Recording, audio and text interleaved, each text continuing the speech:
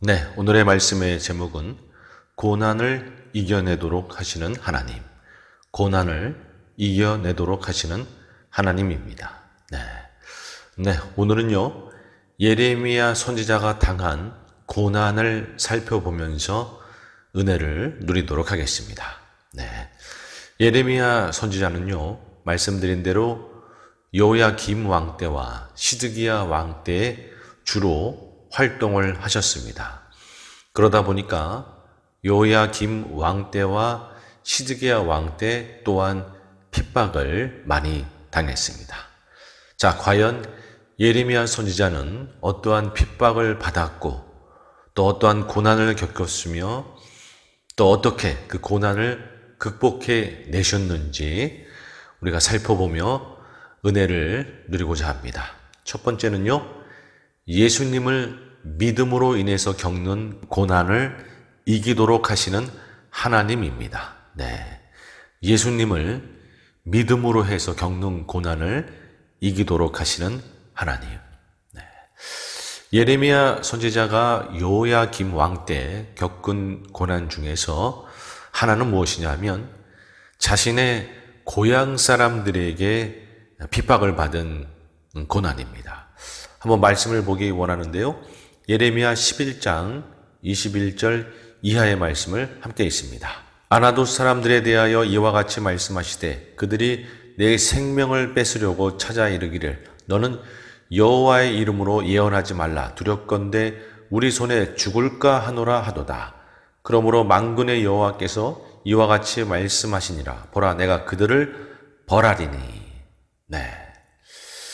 여러 백성들한테 핍박을 받는 거는 그렇다 치고 고향 사람, 가문 사람, 가정에 있는 사람들한테 핍박을 받는 것은 참으로 힘든 것이죠.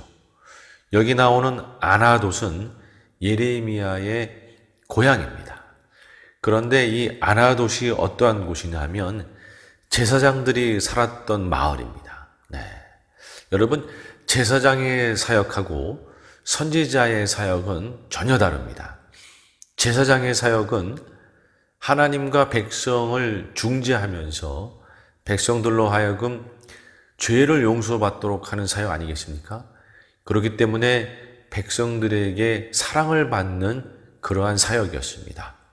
반면에 선지자 사역은요, 하나님의 심판을 선포하다 보니 백성들에게 외면을 받는 사역이었던 것이죠.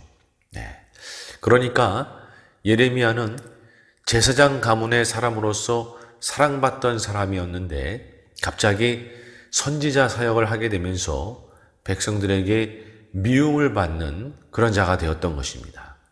문제는 예레미야뿐만이 아니고 예레미야의 그 가족도 같이 핍박을 받는다는 데 있습니다. 그러니까 예레미야의 가족은 원래 사랑받던 가족이었는데 예레미야가 선지자 사역을 하다 보니까 아니 어떻게 선지자 사역을 너희 자녀가 할 수가 있어? 이러면서 핍박이 오는 것이죠. 그래서 가정 자체가 백성들로 하여금 핍박을 받았던 것입니다.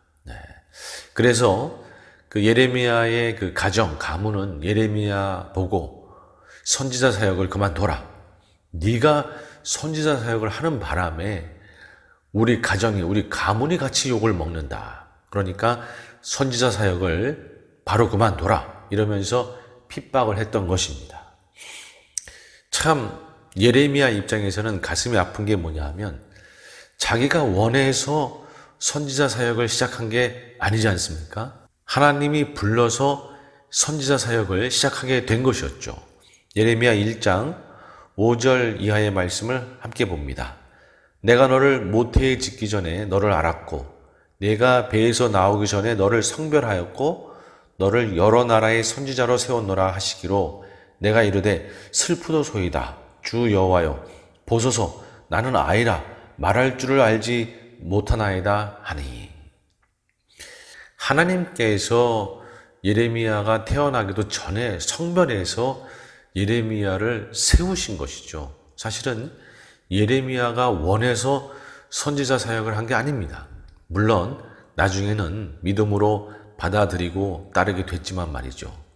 그러니까 예레미야 입장에서는 참 슬픈 거예요. 내가 하고 싶어 한 것도 아니고 하나님께서 선지자로 세워주신 건데, 그것도 젊은 나이에 20살에 부름을 받아서 어른들한테 말씀을 전해야 됐었고, 또한 그냥 말씀도 아니고 하나님의 심판의 메시지, 남유다가 망한다, 이러한 메시지를 전해야 됐었고, 또 말씀드린 대로 가문 안에서, 가정 안에서 또 욕을 먹는 상황이었고, 여러 가지로 힘들고 참 어려웠던 것입니다. 하나님을 믿고 이렇게 따라가는 것으로 인해 가지고 예레미야는 참 고난을 당하게 된 것이었죠. 여러분, 예수님을 믿고 나아간다는 것이 이런 부분이 있는 것 같아요. 우리 주님의 백성들 중에도 믿지 않는 가정에서 예수님을 믿음으로 인해서 여러 가지 어려움을 겪는 분들도 계시고, 어떤 분들은 집안이 다 불교인데 혼자만 예수님을 믿음으로 인해서 또 어려움을 겪기도 하고, 이렇게 예수님을 믿음으로 인해서 가정 안에서 또 직장 안에서 가까운 사람들에게 핍박을 당하거나 고통을 당하는 경우가 있는 것입니다. 제가 기억나는 것은 무엇이냐면, 제가 한국에서 젊었을 때 섬겼던 교회 중에 어떤 여집사님이 세례를 받는 그러한 날이었어요. 그런데 여집사님이 세례를 받고 나자, 세례식이 끝나고 나자 그 여집사님의 남편이 교회로 쫓아온 것입니다. 그 남편분은 믿지 않는 분이었거든요. 아니, 누가 우리 아내한테 세례를 받도록 한 것인가? 당신은 누구 마음대로 세례를 받는 것이야? 이러면서 교회를 막 들러 엎으시고 난리가 난 거였어요. 여러분, 그 여집사님은 세례를 받으면서부터 핍박이 시작된 거였습니다. 참 어렵게 예수님을 믿기 시작했던 것이죠. 여러분, 이렇게 예수님을 믿음으로 인해서 우리가 핍박을 받을 때가 있습니다. 또한 예수님께 부름을 받음으로 인해서, 쓰임을 받음으로 인해서 핍박을 받을 때가 있어요. 목회자로 쓰임을 받든지, 장로, 권사로 쓰임을 받든지, 주님 앞에 쓰임을 받음으로 인해서 핍박을 받을 때가 있습니다. 주변에서 이렇게들 이야기하는 거죠. 꼭 예수님을 믿어도 꼭 그렇게까지 믿어야 되느냐? 그냥 좀 편하게 믿으면 안 되는가? 꼭 그렇게 목회자가 돼야 되고, 장로, 권사가 돼서 교회에 헌신 봉사해야 되고, 이렇게까지 예수님을 믿어야 되느냐? 이러면서 어려움을 주고 핍박을 줄 때가 있는 것이죠. 저 같은 경우도 사실은 과거 대학교 시절에 전자공학을 나왔기 때문에 부모의 기대함이 있었습니다. 그런데 제가 하나님께 헌신하기로 결단하니까 이제 아버지가 화가 나신 것이죠. 그래서 짐을 다 싸다가 제가 묵는 숙소에다가 다 던져놓고 가시고 그런 적이 있어요. 물론 지금은 가장 든든한 중보 기도자이시지만은 과거에 제가 그렇게 핍박을 받았던 기억이 있습니다.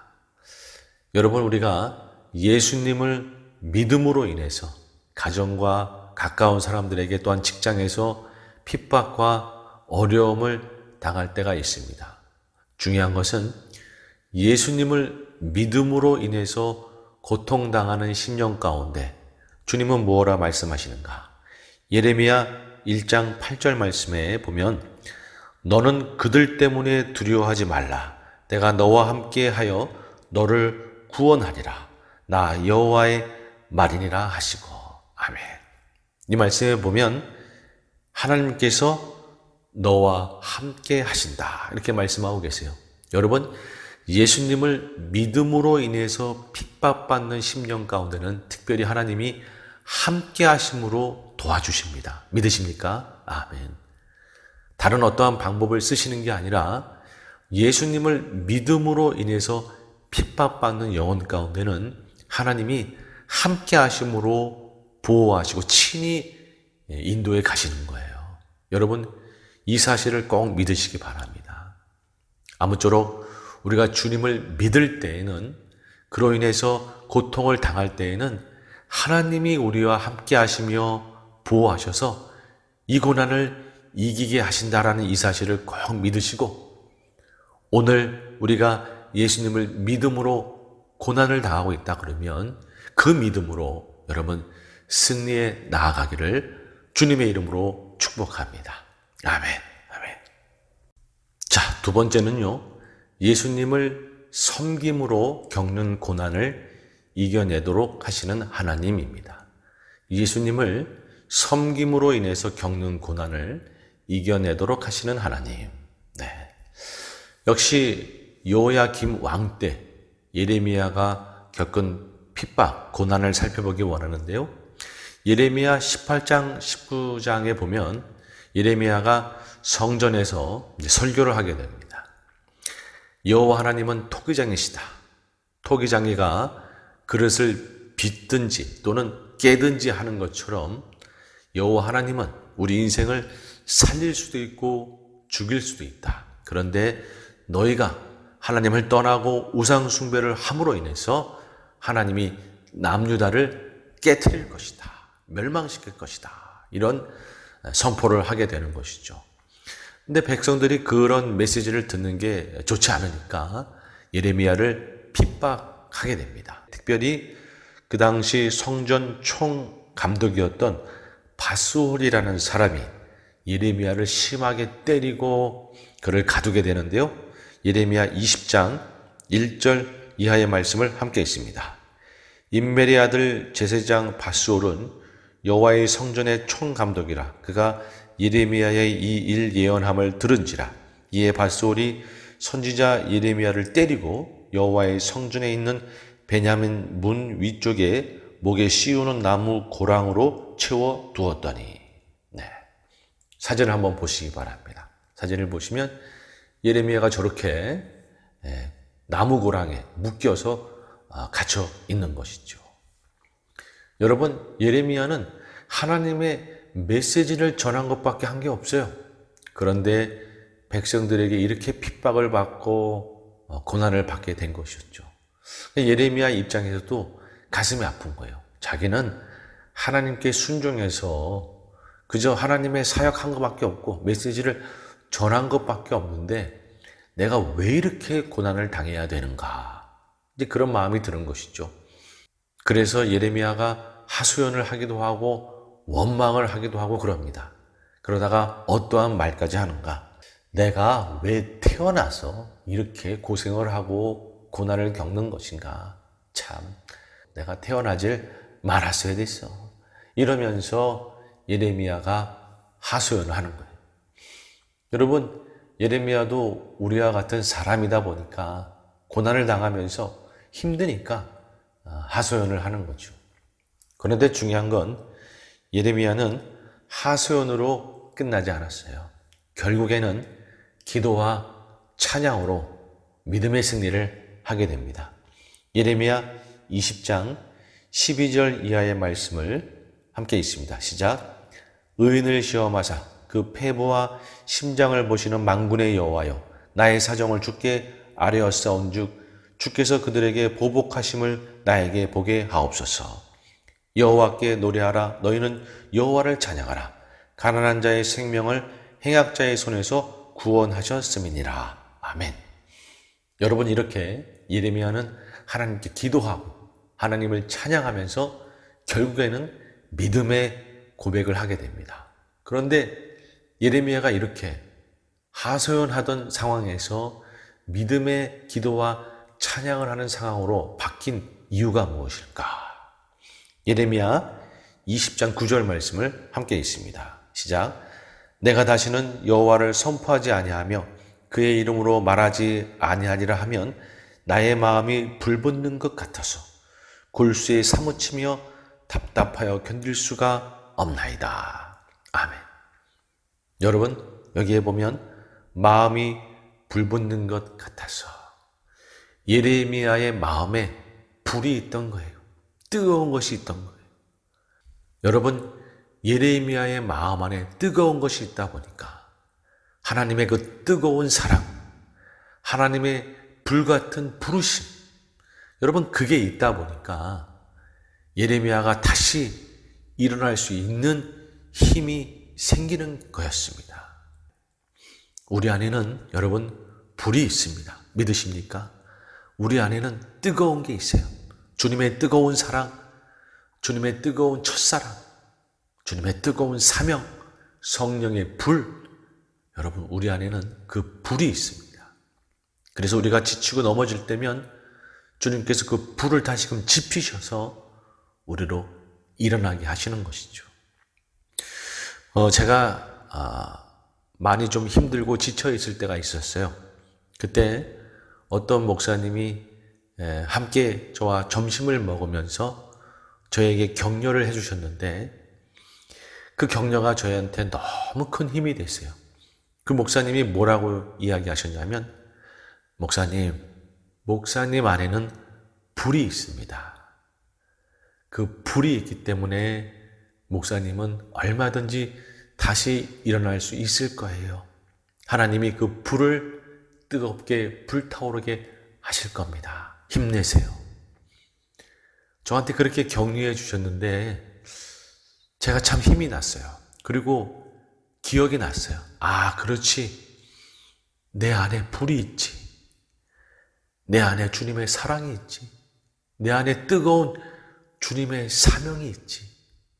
그러면서 저는 기도하게 됐습니다. 오 주님, 내 안에 이 뜨거운 주님의 사랑, 이 뜨거운 주님의 사명 다시 불타오르게 하게 하여 주시옵소서. 여러분, 주님께서 내 안에 주님의 사랑과 주님의 사명의 불을 타오르게 하시면서 다시 달려가게 해주신 것이죠.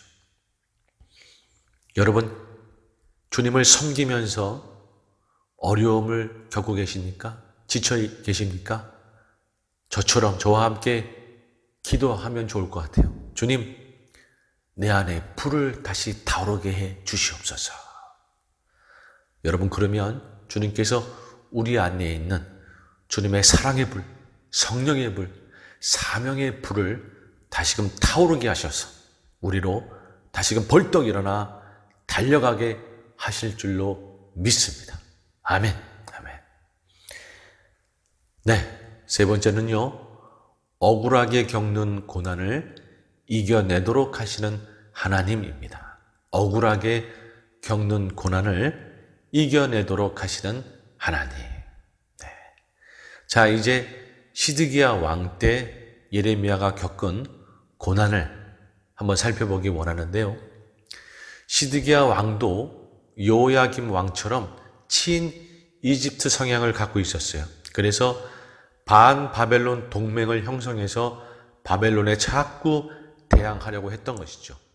이제 바벨론의 느부갓네살 왕이 화가 머리끝까지 나서 남유다를 멸망시켜야 되겠다 생각을 하고 BC 588년에 남유다를 세 번째로 쳐들어옵니다. 그래서 예루살렘 성을 쫙 포위하고 이제 마지막 공격을 하려고 하는 거예요. 근데 그러다가 잠깐 한 3개월 정도 그 포위를 살짝 푸른 적이 있어요. 그러자 또 이 남유다 백성들하고 시드기야 왕은 거봐라, 바벨론 별거 아니다. 이집트가 우리 도와줄 거다. 그러니 괜찮을 거야. 이러면서 또 헛된 꿈을 꾸게 되는 것이었죠. 그때 하나님은 예레미야 선지자로 또 말씀을 선포하게 합니다. 아니다. 이건 잠깐 풀리는 거고 결국에는 바벨론에 의하여 멸망당할 수밖에 없으니 빨리 바벨론한테 항복하라. 그게 사는 길이다. 순순히 항복하라. 그게 사는 길이다. 그렇게 메시지를 선포했던 것이죠. 참 백성들이 듣기에 그런 선포는 싫지만 하나님이 전하라고 하니까 예레미야는 선포했던 겁니다. 어찌됐든 포위가 살짝 풀리니까 이제 백성들이 자신의 고향으로도 좀 다녀오려고 다니게 되고 하는데 예레미야도 자신의 고향으로 다녀오려고 살짝 포위가 풀리니까 나가려고 할 때에 백성들이 이제 잡는 거예요. 잡아가지고 너 이 틈을 타서 바벨론에 가가지고 밀고 하려고 그러지? 너 간첩이지? 하면서 예레미야를 의심하는 겁니다. 예레미야가 억울한 거죠. 아니다. 나는 결코 그럴 일 없어. 나는 하나님의 메시지를 전한 것뿐이지 나는 간첩이 아니야. 그렇지만 백성들은 아랑곳하지 않고 예레미야를 붙잡아가지고 그 당시 서기관 요나단의 집에 있던 개인 감옥에 가둬버립니다. 사진을 한번 보시면 저렇게 개인 감옥에 가두게 되는 거예요. 자기는 하나님의 메시지를 선포한 것뿐인데 억울하게 감옥에 갇힌 것이죠. 그래서 시드기야 왕한테 탄원합니다. 왕이시여, 나 억울합니다. 나는 하나님의 메시지를 전한 것밖에 없는데 이거 너무한 거 아닙니까? 그러니까 시드기야 왕이 그를 개인 감옥에서 나오게 해서 궁전 시위대 뜰에다가 이렇게 묶어 놓도록 합니다. 자, 사진을 보시면 저렇게 시위대 뜰에 묶어 놓은 거예요. 저렇게 되자 예레미야는 또 가만히 있을 사람이 아니죠. 거기 궁전 뜰을 지나다니는 사람들한테 바벨론에 항복하라. 그래야 사는 길이다. 또 그런 메시지를 전하는 겁니다. 백성들이 도저히 예레미야의 메시지를 못 듣겠는 거예요. 그래서 예레미야를 죽여야 되겠다. 그런 마음이 들어서 백성들이 시위대 뜰 한 구석에 있던 그 구덩이에다가 예레미야를 던져버립니다.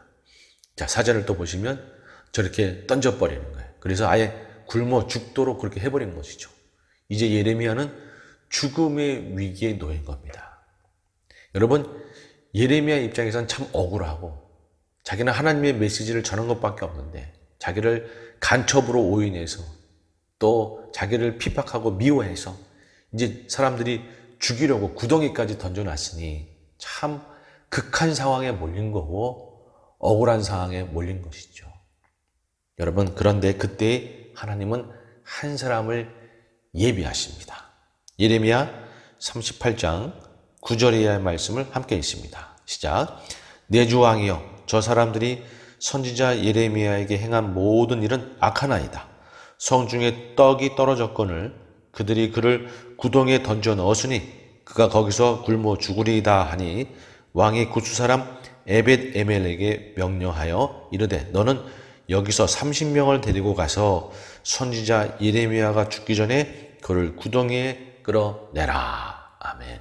여기 보면 구스 사람 에벳 멜렉이라는 사람이 사실은 목숨을 걸고 백성들이 다 보고 있는데 그 예레미야를 구해 주십시오 이런 얘기하는 게 쉽지가 않은 것이죠. 그런데 목숨을 걸고 왕한테 탄원을 해서 결국에는 예레미야가 구원받도록 한 것입니다. 여러분, 하나님은 이런 위험한 순간에 예레미야를 홀로 두지 아니하시고 돕는 자를 일으키셔서 예레미야를 살리신 것이죠. 여러분, 이처럼 우리가 주님을 믿고 주님을 섬기고 또한 그러다가 억울한 일을 당하고 그저 혼자 있는 것 같고 괴로울 때에 우리를 외면하시는 분이 아니라 도울 자를 일으키셔서 우리를 도와주시는 분인 줄로 믿습니다. 아멘. 제가 지난주 설교하면서 하나님께서 피할 길을 예비하시는 분이시다 이런 말씀 드렸는데요. 여러분, 우리가 고난당할 때 우리 하나님은 도울 자를 준비하시고 또한 피할 길을 예비하셔서 결국에는 우리로 고난을 이겨내도록 하시는 분이시다라는 것이에요. 자, 여러분, 오늘 제가 이제 말씀을 마치기 원하는데요. 여러분, 우리가 주님을 믿다가 어려움을 당할 때에는 주님이 친히 우리와 함께 하심으로 고난을 극복하도록 하실 줄 믿습니다. 아멘. 또한 주님을 섬기다가 우리가 어려움을 당하면 우리 안에 있는 불을 다시 지피셔서 타오르게 하셔서 우리로 다시금 일어나 달려가도록 그렇게 도우시는 분인 줄로 믿습니다. 또한 우리가 억울한 고난을 당할 때 주님은 도울 자를 예비하시고 피할 길을 내셔서 결국에는 우리로 고난을 극복하도록 도우시는 분인 줄로 믿습니다. 여러분, 우리 하나님은요, 우리가 고난을 당할 때 이렇게 우리를 도우셔서 결국에는 고난을 극복하고 이겨내도록 하시는 분이시다라는 것이에요. 믿으십니까? 아멘. 아멘. 고난이 끝이 아닙니다. 고난으로 우리의 이야기가 끝나는 게 아니에요. 고난 다음이 있는 것이고 고난을 극복하도록 주님이 반드시 도우신다라는 이 사실을 믿으시기 바랍니다. 시편 66편 10절 이하의 말씀 함께 있습니다. 시작. 하나님이여 주께서 우리를 시험하시되 우리를 단련하시기를 은을 단련함 같이 하셨으며 우리를 끌어 그물에 걸리게 하시며 어려운 짐을 우리 허리에 메어 두셨으며 사람들이 우리 머리를 타고 가게 하셨나이다. 우리가 불가물을 통과하였더니 주께서 우리를 끌어내사 풍부한 곳에 들이셨나이다. 아멘. 여러분, 이 말씀을 보면 때로는 우리가 그물에 걸리기도 하고 어려운 짐을 지기도 하고 또 굴욕을 당하기도 하고 이렇게 어려움을 당하기도 하지만 결국에는 이 모든 것을 다 통과해서 하나님의 풍부한 은혜를 누리도록 하신다라는 것이죠. 믿으십니까? 아멘. 여러분, 우리 하나님은요, 고난 중에 있는 우리를 도우셔서 결국에는 역전의 은혜를 누리도록 하시는 분인 줄로 믿습니다. 아멘. 이 주님을 믿고 오늘 우리가 어려움 중에 있고 고난 중에 있다 그러면 우리를 도우시는 주님으로 인해서 이 모든 것을 극복해 나아가고 결국에는 정말 주님의 놀라운 은혜들을 다 누리시는 성도님들 되시기를 주님의 이름으로 축복합니다. 아멘.